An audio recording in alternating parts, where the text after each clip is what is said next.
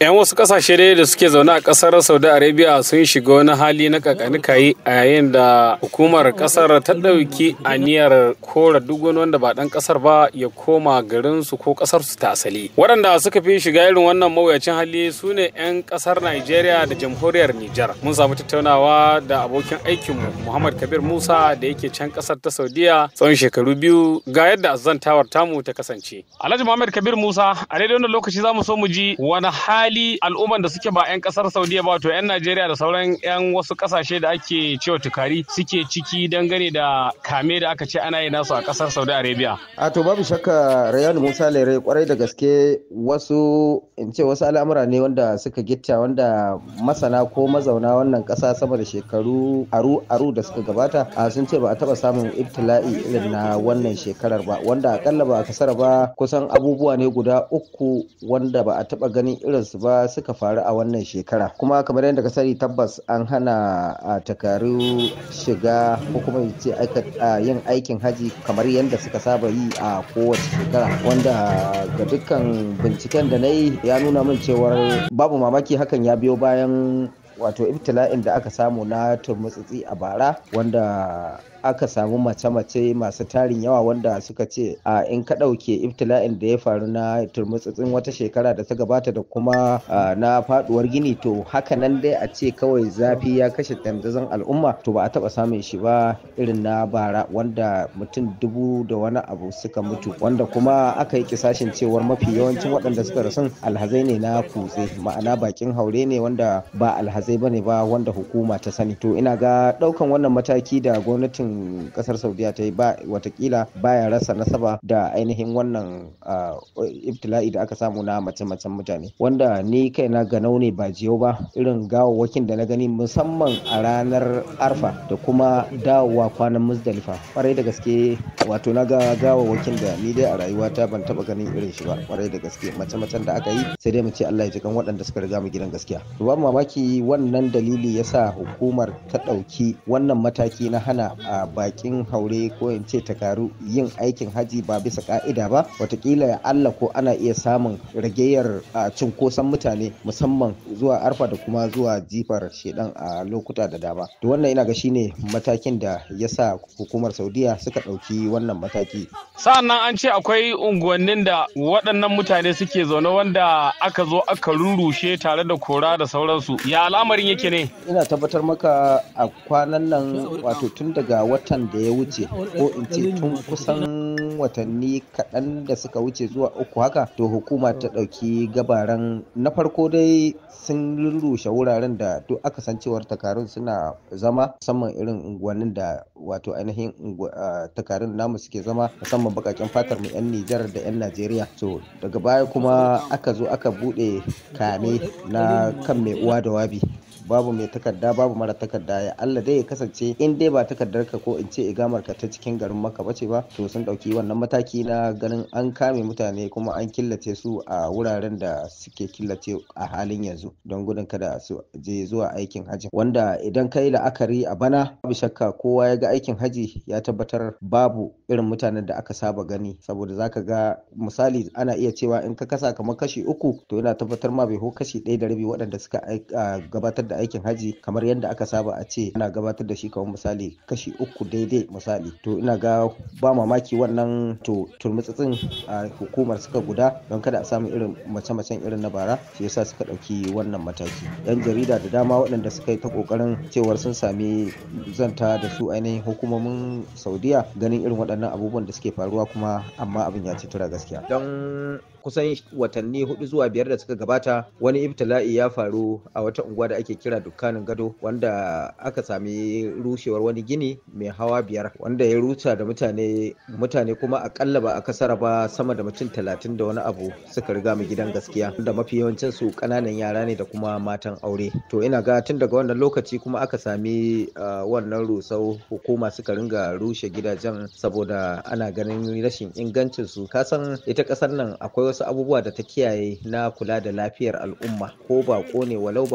dan gari, idan aka ce wani ibtila'i ya faru na abin da ya shafi rayuwar al'umma, to fa gaskiya sai inda karfin su ya kare. Wannan baya rasa nasaba da wannan rushewar gini wanda daga baya suka ringa tantance gidaje da suka rushe, to ina ga daga baya kuma abin ya faɗaɗa wanda har ya kai ga unguwanni irin su dukkanin gadan da hoshan bukur da barno da haratan yaman, manyan unguwanni dai akalla ba a kasar ba, wanda yake mafi yawancin su hausawan mu ne, ko kuma in ce mutanen Nijar ne da Najeriya, wanda su suka fi yawa a waɗannan wurare. To gaskiya dukkan su waɗannan unguwanni an kusan ina iya cewa an rushe su kwarai da gaske. Wannan rusau mutane suka duba ma zaka ga irin yanayin yanda abin ya wakana, wanda wannan rusau babu shakka ya jefa al'ummomin waɗannan ƙasashe cikin tashin hankalin da ana iya cewa ba a taɓa ganin irin shi ba. Domin kuwa wato sai da aka kai lokacin da gurin ma da zaka zauna ka kama hayar ma abin ya gagara, wanda wasu daga ƙarshe ma sai findik ma'ana hotel suka ringa tafiya suna kamawa saboda rashin gurin da za su iya kamawar, wanda an saba a ce yau an kama guri an zauna yanda ka san, musamman waɗanda suke irin kamar in ka shiga wata unguwar zaka rantse a kamar Kano, kana cikin garin Kano ne ko kuma cikin garin Kaduna. To kuma ya kasance an bar waɗannan wurare muna iya cewa kamar kara zube, wanda mutanen mu suke zaune a haka. Wasu daga ciki ana ganin cewar abin da yasa suka fi zama a waɗannan wurare saboda suna zaune ne babu ka'ida, babu takardu, babu da dai sauransu, wanda ita hukumar ƙasar nan tana da tsari, matsawar ba ka da takarda ta izinin zama a ƙasa, to gaskiya ko aiki ba ka iya samun shi, sai dai ka kama buge-buge kamar yadda mutanen mu suke mafi yawanci a wasu garuruwan. Sannan akwai batun aikin hajji da aka kammala cikin 'yan kwanakin nan. An ce hukumomin ƙasar Saudiya sun hana duk wani wanda yake ba ɗan ƙasar ba yake zaune a wannan ƙasa waɗanda ake cewa tukari zuwa aikin hajji. Wai shin wannan al'amari da gaske ne? Ko shakka babu, takaru wanda duk suke zaune a ƙasar nan bana sun haɗu da ibtila'i na hana zuwa aikin hajji kamar yadda na faɗa maka tun da farko, wanda gaskiya matakan da aka ɗauka to kusan muna iya cewa ba ma kusan bane, ba a taɓa ɗaukan irin mataki irin na bana ba, wanda ya kai duk inda wani takaru yake wanda yake ba yana zaune a musamman cikin garin Makka, saboda abin ya fi tsanani a cikin garin Makka, wanda ina tabbatar maka sun kama mutanen da ba a iya cewa ga iyakarsu. Akalla ba a kasar ba mutane sama da mutum 10,000 sun shiga cikin wani yanayi na halin ha'ula'i sanadiyar wannan kame na rashin zuwa aikin haji, wanda kuma cikin ikon Allah sun samu nasara kwarai da gaske, domin kuwa an sami nasara ta wajen hana mutane zuwa aikin haji kamar yadda aka saba. Zaka ga idan aka ce maka kamar ranar fita, ranar 8 ga wata kenan, ana gobe arfa, za a fita Mina ranar 8 ga wata, to zaka ga irin motoci safa-safa da suke lodi na al'ummar mu daga irin waɗannan unguwanni da na zana maka a baya zuwa filin Mina. To kuma cikin ikon Allah bana dai kam gaskiya muna iya cewa cikin kashi 9.5 ko in ce kashi 95 na waɗanda suka yi aikin hajji bana bara, to bana ba su samu dama ba. Akalla ba a kasar ba za a iya cewa dai ba a samu waɗanda suka je ba, amma waɗanda suka je ba su fi kashi 5 ba, saboda matakin da ainihin hukumar Saudiyar suka dauka na hana takarun zuwa aikin haji. Duk da dai ba wai sun hana ba, cewar duk wanda yake da buƙatar ya je aikin haji to akwai kuɗi da aka ware wanda zai je biya a hukumance, a bashi tasrik da dai insuk da dai sauransu, wanda zaka iya zuwa kai aikin hajin ka cikin kwanciyar hankali. Amma maganar a je a yi aikin haji balash yanda aka saba, to gaskiya muna iya cewa a yanzu ya zama tarihi. Wato wani ƙarin haske a nan dangane da mutanen da aka kama, wallahi Rayani, idan kaga abin da ke faruwa musamman a Jidda nan, idan mutanen da aka kama aka je aka yasar da su a filin Allah da kuma wasu a cikin daji da tsaunuka, wallahi sai